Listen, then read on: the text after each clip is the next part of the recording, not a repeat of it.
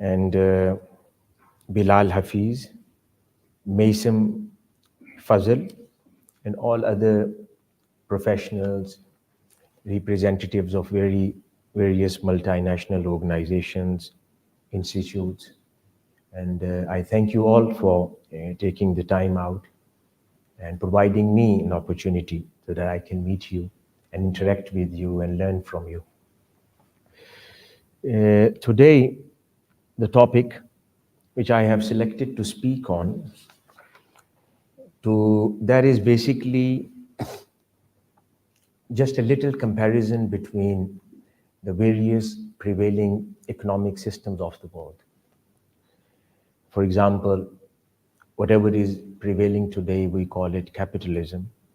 And some parts of the world, it had socialism or an economic system called a socialist economic system. And then some parts of the world, they also have mixed economic system. So the students of economics, they understand usually these economic systems have been divided in these three groups usually. But most of the world, for last couple of centuries, I would say, capitalism has been the most prevailing, and the system of the day, I would say. Every single country has been adopted it, following it, and all the economic systems, institutions worldwide are run on this. So let's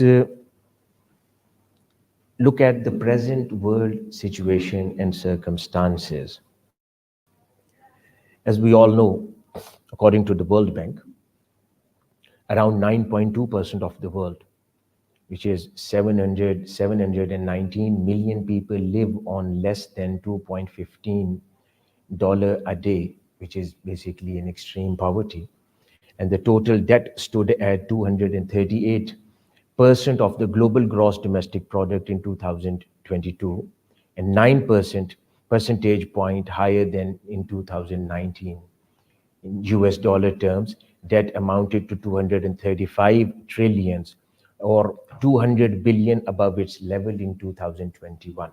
These are the real figures, whatever we see today. And around 9 million people die every year of hunger and hunger-related diseases. And this is more than from AIDS, malaria, and tuberculosis combined worldwide.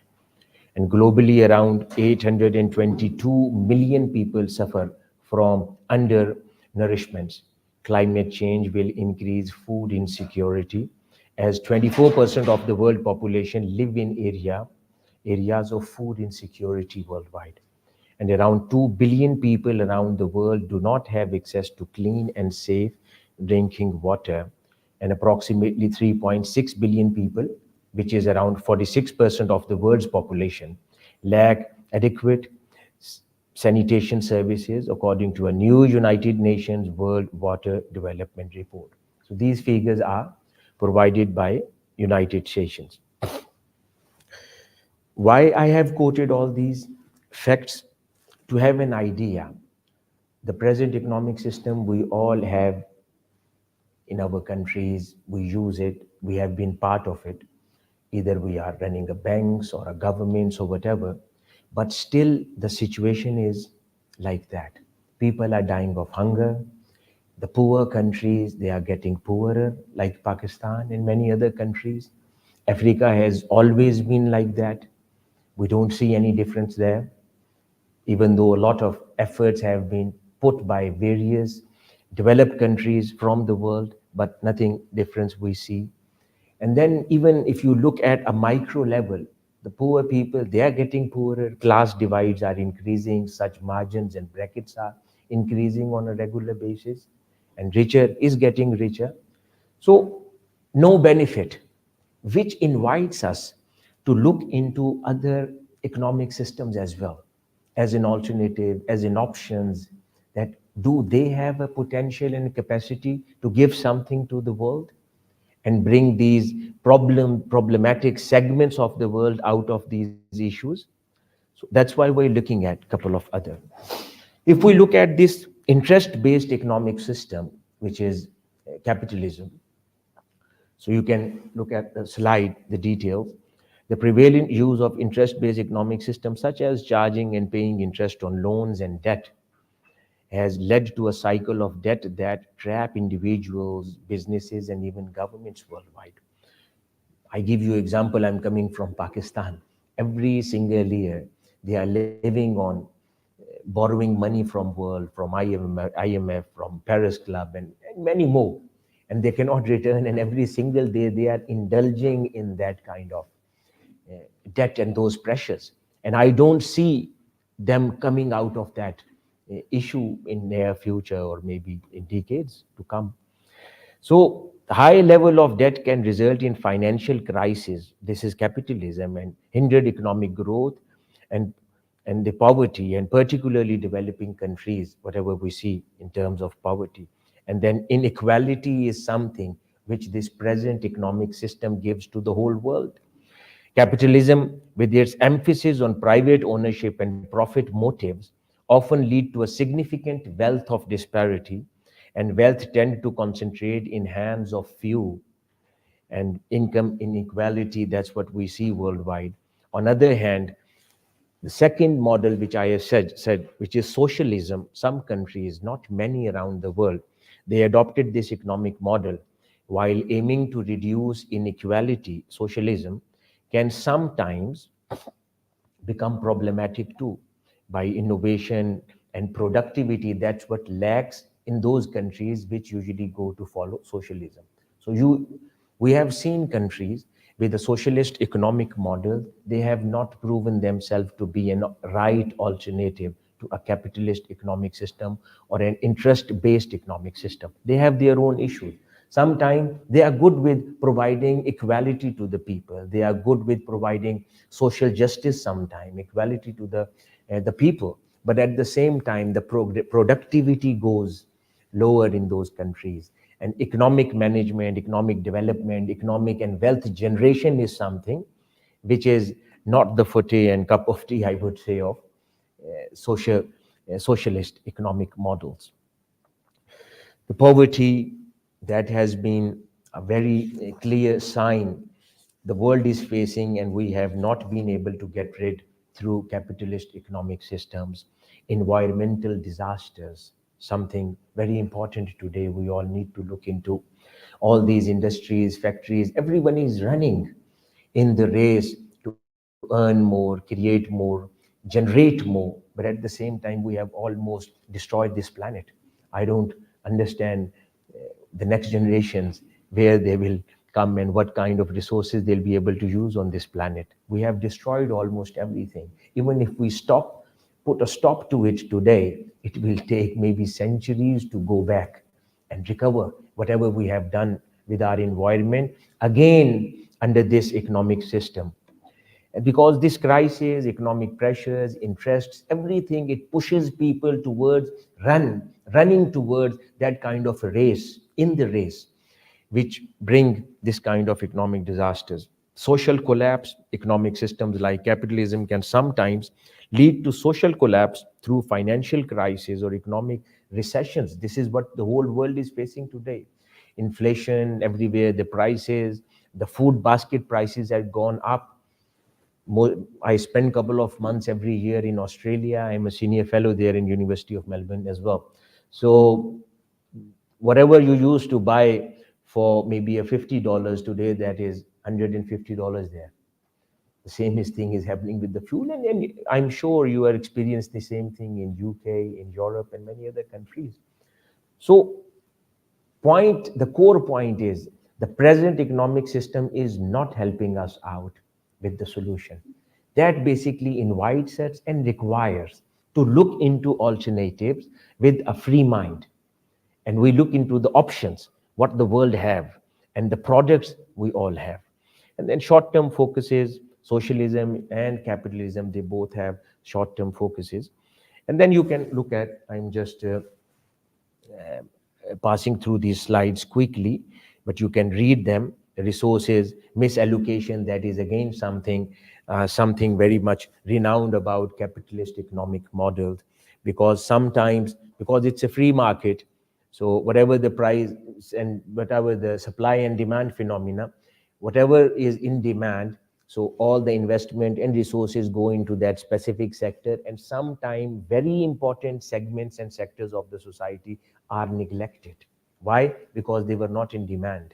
So the balance is not there.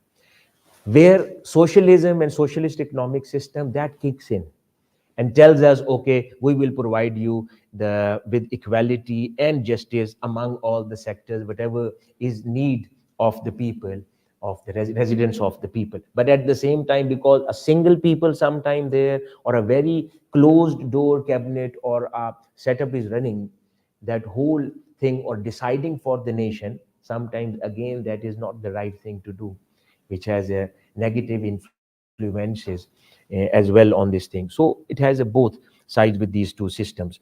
Lack of social safety net, that is something very much renowned about capitalist economic system. There is no social security safety net there. And but that socialists, they said that they say that we have that kind of a facility in our economic system, but they have some other issues. Now let's talk about the alternative. What exactly the alternative we can look at, and an option we could have. Strengths, it's an Islamic economic system, I call. Some may call it ethical economic system, but I might not agree with it. I will tell later why is that.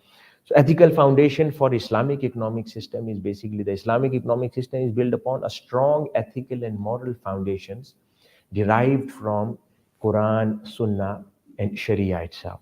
It emphasizes principles such as fairness, justice, compassion, making the concern with well-being of the society, this whole system at large and on broad. This ethical underpinning is seen as a way to ensure the economic activities are conducted with a strong sense of responsibility and accountability. These are the basis of Islamic economic system, which usually we don't see a foundation in other economic systems prevailing in this world. Look at the wealth distribution. One of the primary goals of Islamic economic system is to reduce wealth inequality in the world through mechanisms like zakat, which is mandatory in Islam, or the followers or believers of Islamic mindset and philosophy, and wealth redistribution. It seeks to ensure that wealth is more equitably distributed in the society, and this can lead to a greater social stability and cohesion in the world and society. These are some salient features of Islamic economic system in comparison to whatever we have discussed while discussing capitalism or socialism. Then let's talk about the social safety net. The system includes built-in social safety nets, including zakat and waqf, which are charitable endowments, which provide a safety net for the less fortunate in the society. So this is something which is not there for capitalist economic system or socialist economic system. They leave completely on people's sweet will, whatever they want to do, on the market, on demand. Whereas Islam put make it mandatory for the followers of Islamic economic system that they have to take this much amount from their wealth annually and distribute among the unfortunate people. So that is mandatory for every single one. So which makes it show that a specific amount is redistributed among the people for the wealth. And then stability and avoidance of speculation, that is again something really an important salient feature of Islamic economic system, and which it discourages speculative and excessive risk-taking activities, which is not there in other economic systems, which are often blamed by the financial crisis in other systems. This is speculative nature. This is something everyone we all blame. Okay, this has happened, the speculation has destroyed, or the balance has gone, the economic, the inflation, everything, it all comes from speculation. And Islamic economic system, that is something which puts full stop there in front of the speculative nature of business and trade. By promoting stable and ethical financial practices, the Islamic economic system aims to reduce financial volatility. So this is a regular with a good pace growth what Islamic finance or Islamic economic system suggests. Now look at the other headings you can see on the screen. This responsible resource management, this is something Islamic economic system is known for. Economic justice, now I'm not getting into the details, you can reading them. Financial inclusion, that is something again the Islamic economic system is known for, whereas other economic systems does not provide such details. Just for a clarification, my academic background is conventional economics.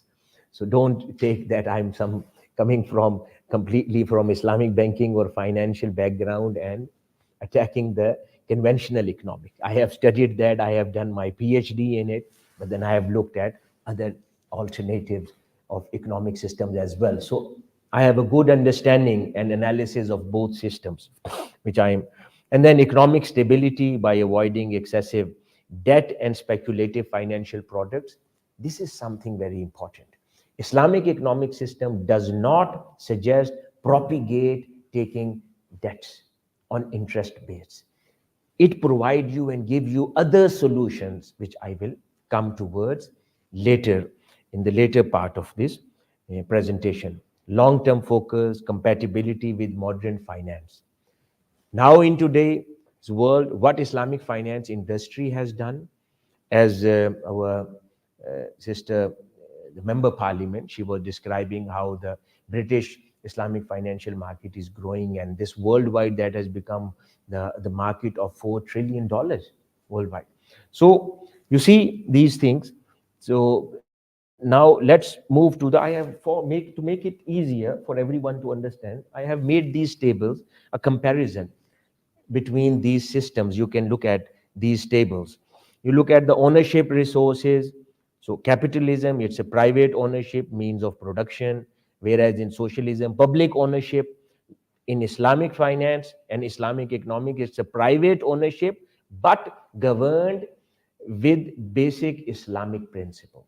So it's like a capitalism, a private ownership, but on top of it, Islam provides some basic principles, the way those system and ownership should be governed. Allocation of resources, it's a market-driven allocation of resources. Socialism is different, but talking about Islamic finance, it's a market-driven allocation with Islamic principles.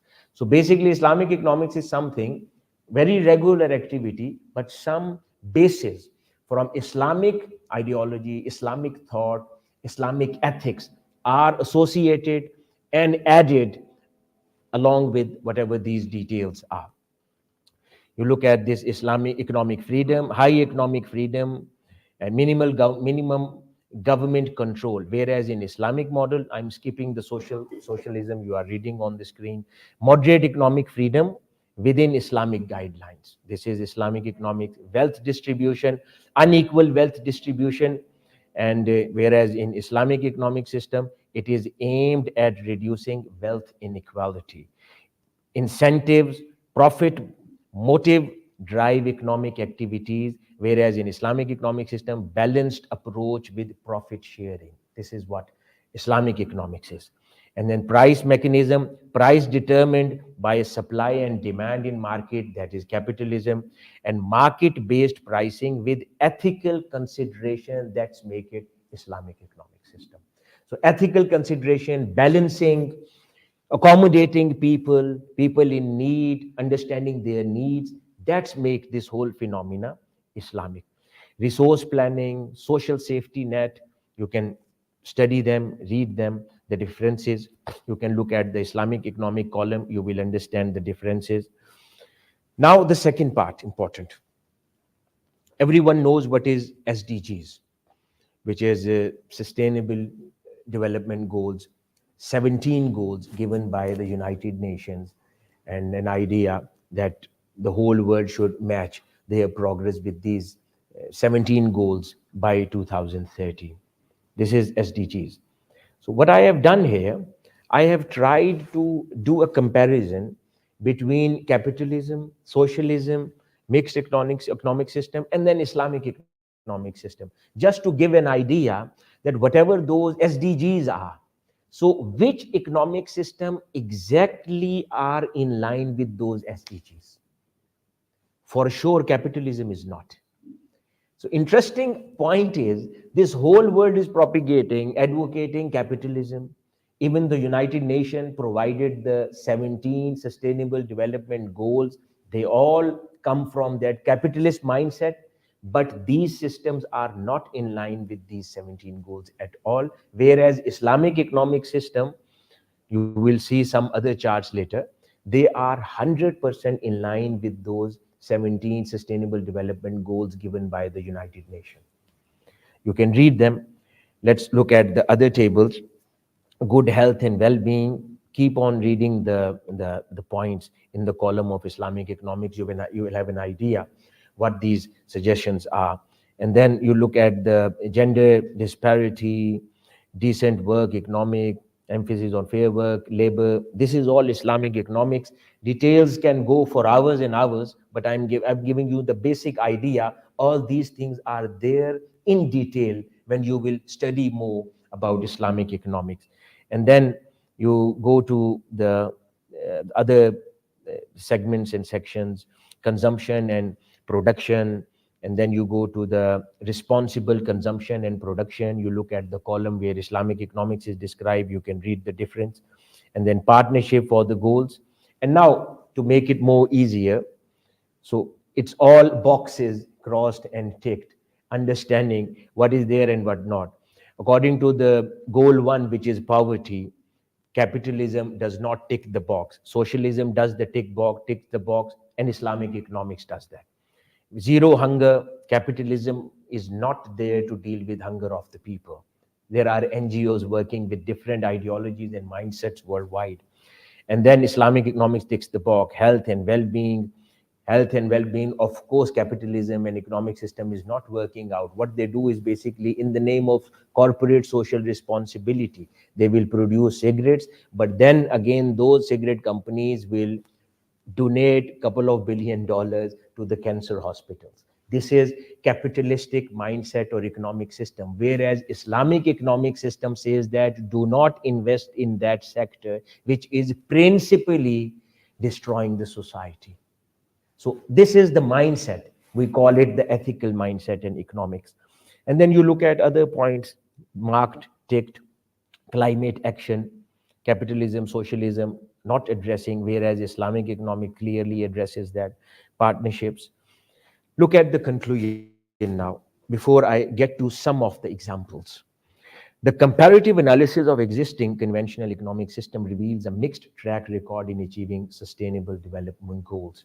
Capitalism, while capable of fostering economic growth and innovation, often falls short in addressing income inequality, healthcare, education, disparity, whatever we see, those figures and facts we have just discussed in the beginning, and gender inequality and responsible consumption and production. Socialism, on the other hand, excels in poverty reduction and universal access to healthcare and education, but faces resources constraints and insufficiencies in achieving these goals. Whereas if you talk about the Islamic economic, in contrast, the Islamic economic system emerges as a noteworthy alternative that align closely with SDGs. It places a strong emphasis on poverty alleviation through mechanisms like zakat, encourages equitable food distribution, and strives for universal access to healthcare and education. This has proven in the history and presently. The Islamic economic system also underscores fair labor practices and ethical business conducts. While its effectiveness in climate action and responsible consumption and production may vary depending on specific policies, it presents a compelling model that integrates economic principles with social and environmental goals, offering a potentially more comprehensive approach to achieving SDGs. Dear audience, now let me talk about a model which I basically introduced to the government of Oman. That will give you an idea that how Islamic economic system can help the society. In basically in all Muslim countries, they collect the zakat, a mandatory donation, which every Muslim has to do once a year.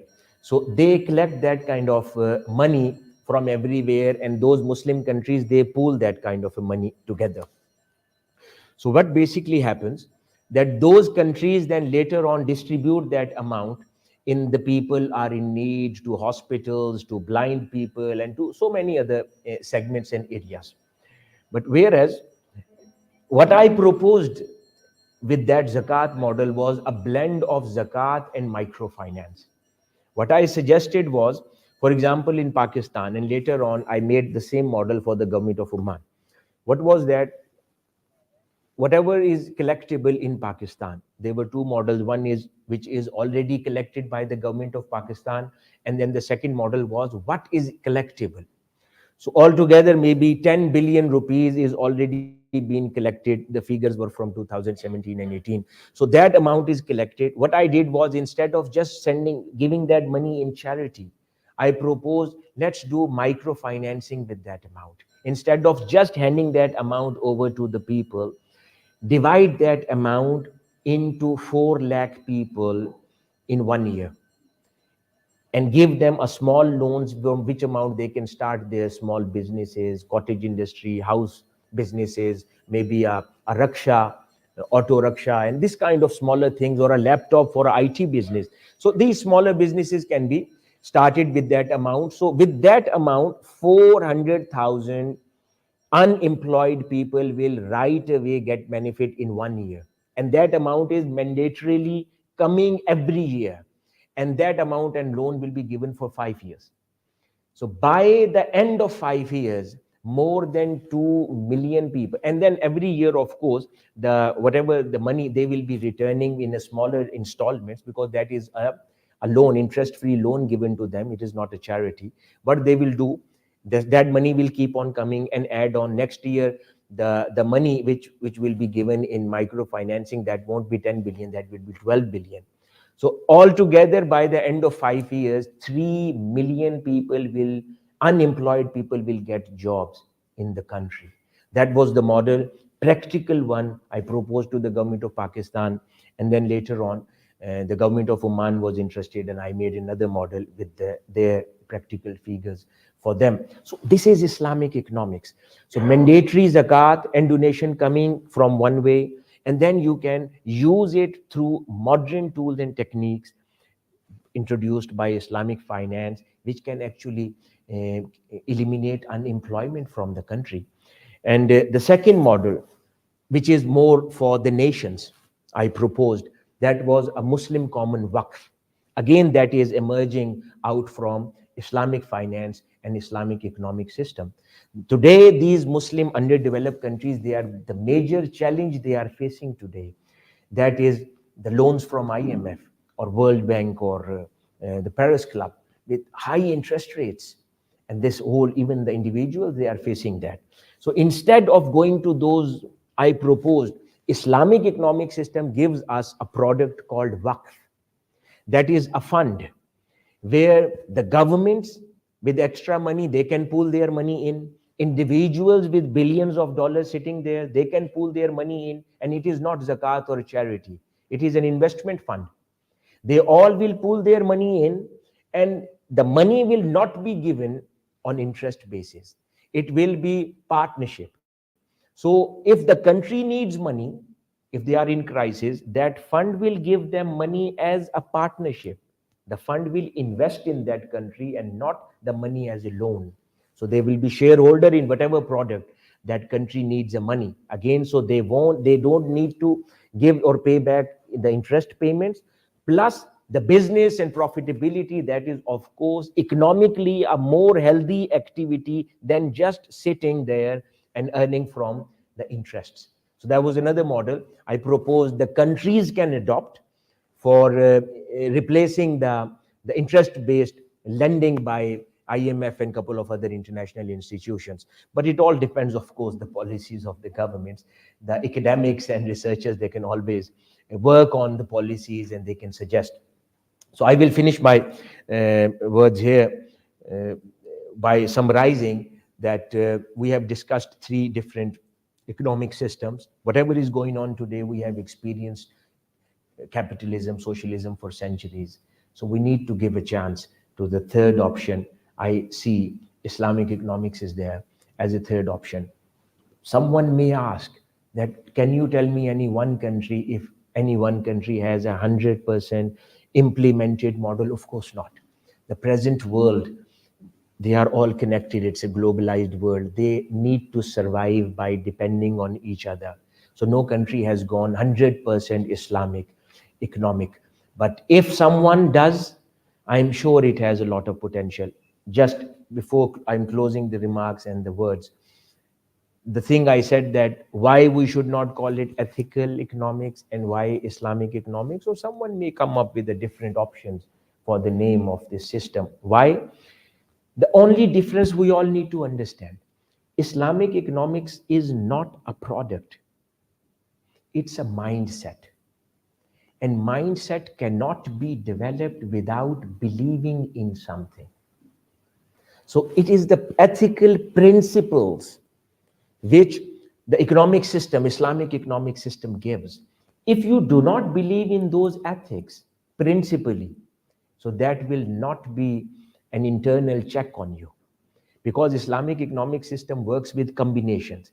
It has a products, it has a government interference and involvement, along with your inner check, which is your belief system. And if someone believes in the basic ethical principles of Islam, so the person will automatically will be 50% in line towards those things, and rest of the 50% will be ensured by the government and other regulatory authorities. So that's why I say, when we call it Islamic economics, it's more expressive that way, because someone taking 100% benefit from that system needs to believe in those ethical principles provided by Islamic economic system. And thank you very much.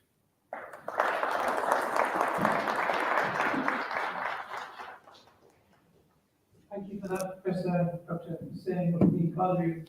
Obviously, being a professor, I do apologize for giving you such short time, and I see you rushing through those slides. We have about 10 minutes for any questions. Dr. says talking more on models and systems. Is there any questions anybody would like to ask? Yes, please. Thank you very much for your thoughts, because it's very interesting, I find. And I see, with the mindset, and I think also in the Western world, I mean, we were often taught that since you go to the office, you have to leave your conscience behind. And it is only really now with sustainable investing and sustainable thinking that we're encouraged to bring up our conscience into the office and really making decisions. So I completely agree with you on this. When you pointed out the, so for instance, and I just don't know enough about Islam, you can provide funding at zero interest. But then also, with no equity, so you would only, rather than as a public entity, rather than giving it as a grant, you go and say, I don't give it to you as a grant. You will have to repay it. Will be more focused around by the recipient, because you have to. I can at least see sort of the benefit by the recipient. But if you were a private and you say you lend the money at zero interest, what I've been told that value for money, and you can use it differently. So yes, if you set it aside, something, and that's a portion, I understand it. If you're a private investor, how do you live? How do you live I understand. yourself? I understand. So as I said, it's an economic system and not a charity. It is a proper, viable economic model. And as you heard in my introduction, I'm also running a similar entity in Pakistan, which is Al Muakhat Microfinance Company. So it's working on a similar model, and it's a very viable economic model. I just explained you how it works.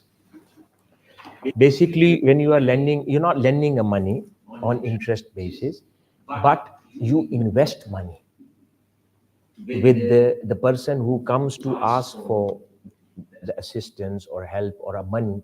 You don't give them or lend them money like that on interest basis, but you said, okay, I invest your money. For example, what we are doing at Al Muakhat Microfinance, you will have a better idea. People come to Al Muakhat, they will ask, okay, I want to install a solar system for solar, produce a solar energy in my house. So it will cost, let's say, 500,000 rupees in Pakistan, the smaller unit. So we'll say, okay, no problem. Instead of giving that person a money on interest, what we will do is we will give that, we will buy or purchase that system for that person instead of giving a money to it. An organization will purchase that person and the product and give that to the person. And then we will say, this is the total amount we have bought this for. You make this installment, you have to return this money in 24 installments, let's say 2 years. But our money has been invested in you, so you have to pay rent for that. Till pay rent of the product, till you repay everything. So till the time that asset remains under the name of the lending entity, and till the time that amount comes back, that person keeps on paying rent, and that rent diminishes by the time as that person himself becomes the owner of the asset gradually, so the amount of returns keep on ending. So basically this profit margin that lies in two models: one in acquiring the resource and asset, you make money over there too by purchasing more efficient purchasing. And then the second way is by the rental income on that asset till that time your money has been used by that. So it is a very viable economic model, and that is working fine. So when we develop a waqf internationally for the countries, that will again work on a similar basis, but we don't call it a rent, but it will be a direct investment. For example, let's say Pakistan approaches that international waqf. Okay, we are in really need of $2 billion for this purpose, or we want to construct a new dam from a money. We don't have a money to do that. So that waqf will, instead of giving that money on interest basis, that the Muslim waqf will give $2 billion to Pakistan as an investment. Okay, we are investing in your dam, and you have to, so we'll be shareholder in it. So whatever you earn from your dam or by selling the electricity, so this waqf will earn money. That's how the pool of the waqf will increase too.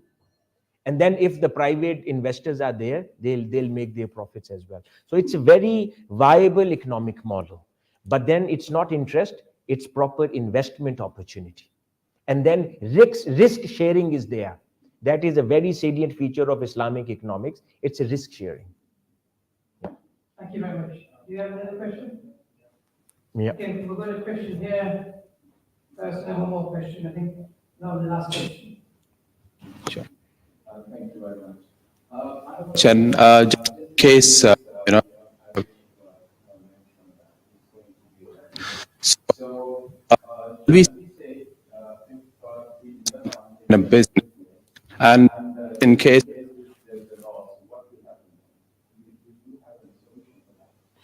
Yes, of course. If there is a loss, so that's an investment. There are multiple types of contracts. We call it Islamic contracts. So there is a whole book I have written. It's a compendium of Islamic financial contracts. Is published by Routledge. You can always refer to that as well. So there are multiple forms of contracts available. One form is rent to buy. That's one kind of a product. Other product is mudarba. Another product is called diminishing musharka or just musharka. So these are different financial contracts. And as I have mentioned, all Islamic financial products, and the salient feature of Islamic finance is risk sharing. And If anything happens to the asset and there is a surety, so that doesn't matter, asset is gone then. But then that's how it's an investment, because your investment is there, you have not lended the money, you are investing. Profit ratio will be more too. At the same time, if there is a risk, so both parties will share the risk. So the basis of contract is whatever is decided in the beginning in the contract. Okay, this is the percentage of risk sharing, this much you will share, this much party A will share. So everything is penned down as a contract in the beginning, and then whatever is happens, so everything goes according to it. Rent to buy model. In rent to buy model, basically asset stays under the name of the company till the person pays the amount back. So asset is with the company. If anything happens to the asset, asset is again Islamically insured. So then insurance company will look after the assets. But whereas it is needed that if anything happens, of course, so whatever was decided in the beginning, that will go according to that. So risk sharing is there, of course. It cannot be without. Dr. Qadri, Rupert from the FT. Just a couple of questions. First one, just more on my mathematical. So, just some of the proposals around microfinance and using Zakah funding for that, that's okay. Using Zakah funding for that. I just wondered, my understanding of Zakah is that that's sort of unconditional giving. I just wondered how you reconcile that with sort of low interest loans and how that functions in practice. And the second question is principally on sort of oil and gas. So I think you mentioned sort of the idea of not investing in businesses that are, principally destroying the economy. And I think some people might argue that's the case with oil and gas companies. And so I wondered, in terms of the oil and gas sector and investment in that, and sort of melding it with sort of Islamic finance, does it mean full and early divestment from oil and gas, or does it mean a sort of transition No. out of that? Thank you. These two questions, yeah. The first one is interesting and technical question. I wasn't expecting that from this audience, but I'm happy that you have asked it. It's a good one. So it's a technical, usually the people with the good understanding of Islamic rules and laws, they have an idea that they ask this kind of a question.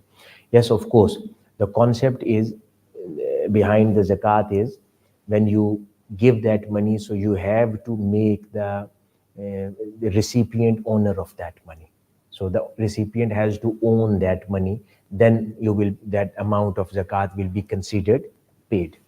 So in the model, because in a short time I have just given a brief of this model, so it's a whole printed book of this model, so which has all these details and answers to it. I just give you a brief answer for that. In that model, what I have proposed is an entity would be formed, whatever the government wants to adopt that zakat and microfinance blended model.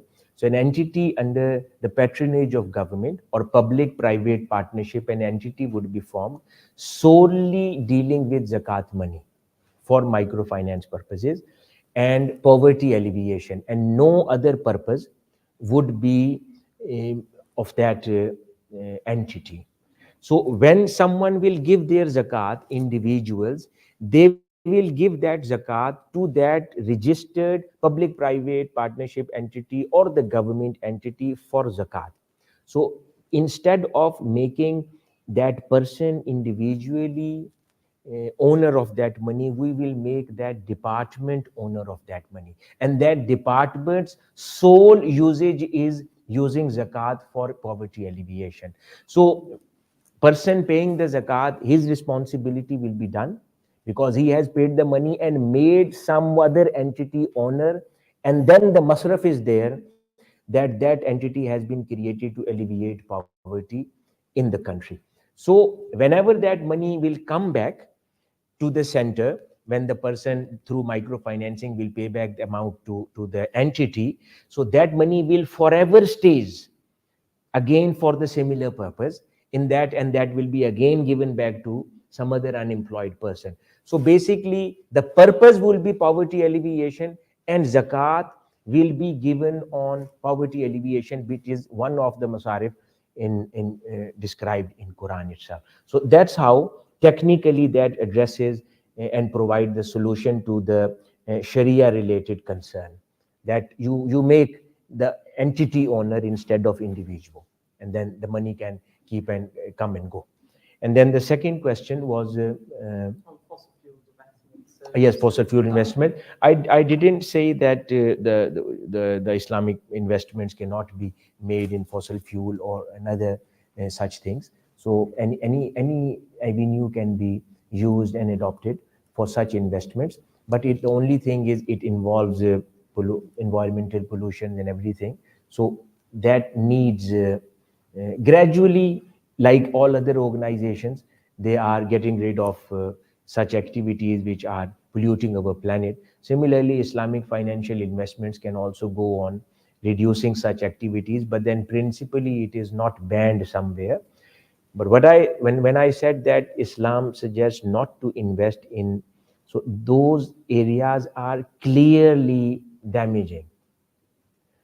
Some these gray areas which are not directly bad things, but then their usage has at large, or the over usage of some things have created damaging influences and impacts for the society. So then you can go gradually, you can reduce those things, but then principally there is nothing wrong in investing those kind of areas which is principally benefiting the society and need of the society.